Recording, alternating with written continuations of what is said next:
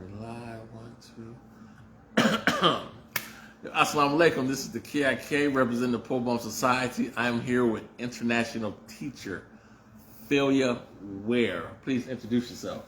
Hello, my name is Phelia Weir. Like he said, I'm an international teacher. I'm here to be a part of this interview. Okay. Now tell me, what organization do you teach through? I wouldn't say that I teach through any organization. There are many different international schools, organization out there. But once you apply through any international school, you then have the option to any school around the world that's international where you can teach. So how long have you been an international teacher?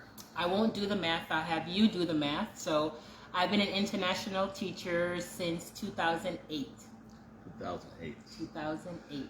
Now, have you also taught in the States? Yes. I taught in Naperville, unincorporated Naperville, for about 9 years before going overseas. So what subjects did you teach in the States when you were here? Because I'm an elementary school teacher, I taught all the subjects. Okay. So elementary school teachers teach everything. Now, so you've been overseas, so that means you needed a passport, visa, and all that, work permits and all that other crazy stuff? Yes, well, first, in the international school where I taught, I need to be a certified teacher. I can't just be someone wanting to go. I need to be a certified teacher in my state or in my country. And from there, I apply, and then the school take care of the visa. But of course, I have to have a passport, and yes, I have a passport. So how many places overseas have you taught at? I have taught in 4. And can you name those places for us? What if it's 5 and I said 4? Go ahead. I have taught in Japan, Honduras, Marshall Islands, and now in the Middle East, Saudi Arabia. What is the hardest part about teaching in a foreign country? Maybe it's the treatment of me, because maybe I'm a female, maybe because of my ethnicity.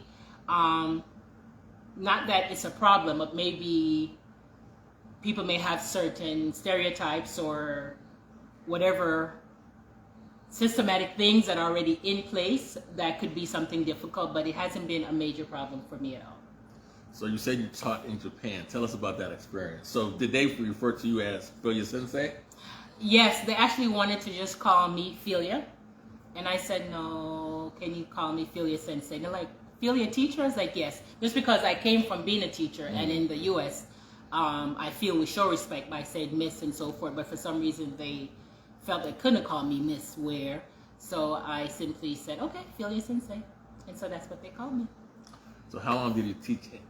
How long did you teach in Japan, and what subject did you teach in All Japan? right, so in Japan, I wouldn't say I was a teacher. I was an assistant language teacher to the Japanese teacher of English. So I was there as the... Break it down to us now. Break it down. Yes, I was there as the native speaker of English and bringing the American culture, and also I have a Jamaican background, so bringing that culture to the Japanese school system. So I was there 2 years in the countryside of Japan. Now you also taught in Honduras? Yes. Tell us about that. That was my actual first international school experience, because in Japan I went there as an English language assistant teacher.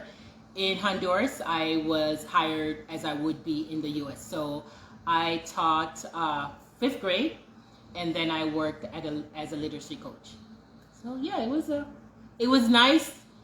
I enjoyed Japan a lot. It taught me a lot, and I became very brave, because I thought I was brave before, but in the countryside of Japan, I became more brave. What I like about Honduras, if I fit in a little bit more. I looked more like some Honduran, so I can get on the train and not say anything or not look too foreign. I would feel like I fit in. Now you currently teach in Saudi Arabia. Correct. Now tell me how that experience teaching in Saudi Arabia, because I know they have some restrictions because it's a Muslim country. So some of the restrictions and stuff like that. So tell us about that experience. It is a Muslim country, but it's a Muslim country that is also changing a bit. To be honest, there is I don't feel there's much restriction. At first, yes, women were not allowed to drive. We are allowed to drive. I cannot just go in anything. I have to be what they consider modest. So I was in the beginning wearing a abaya, which is like a black, we say, cloak. But now it's not mandatory. So if I want to go out, I don't have to wear it, but make sure I cover my arms, cover my legs. But I also work international schools, so I get to dress the way I want. That's appropriate for teaching. So how I dress in the U.S., I can dress there. I live in a compound, and that's where expat or foreigners live, so I can dress the way I dress in the U.S. in this particular area that's set for expats. Now, what other country did you teach in? Marshall Islands, which... Now, tell us about the Marshall Islands, because many of us don't even know that it exists. Yes, it's in the middle of the Pacific Ocean. If you look at it on a map, you have to like really make it bigger so you can see it. But it's a unique experience because I taught on Kwajalein, which is an atoll in the Marshall Islands. So it's a U.S. military area. It's about 3% military and everyone else is a contractor. So I was a contractor, a teacher working there. So it's international, but not quite, because I work with mainly American students and a few Marshallese, the local people from that area. Now, if anybody wanted to become an international teacher, what would you suggest to them? I would suggest not saying to yourself, I don't want to work in this area, I don't want to work in that. Be open to any area at all, because you may focus, say, for instance, on Europe, but you may not get hired in Europe because maybe you're just not a fit for whatever schools. So be open to any area, any country, give it at least a year or two, and just research international schools. There are different organizations you can apply through, or you can apply directly to the school, or if you can contact me in some way and ask questions, I can answer them. All right. I want to thank you, Miss International Teacher. You are the 14th person I have interviewed for the Illaview interviews I'm doing. So I just want to thank you for taking your time out and explaining to the people exactly what you do. You're very welcome, Brandy.